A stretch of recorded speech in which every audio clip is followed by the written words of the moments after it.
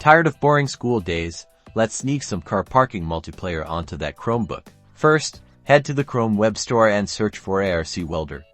This handy tool lets you run Android apps on your Chromebook. Click Add to Chrome, and then Add App to install ARC Welder. Don't worry, it's free. Once installed, open ARC Welder. It'll ask you to choose a directory to store app data. Create a new folder for this. It can be named anything.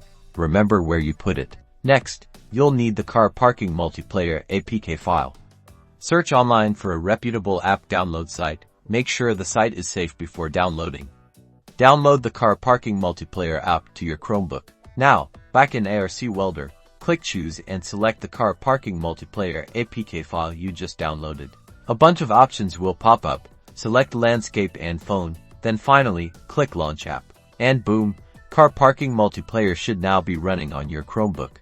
Log in and start parking or causing chaos. Now you can play car parking multiplayer on your school Chromebook.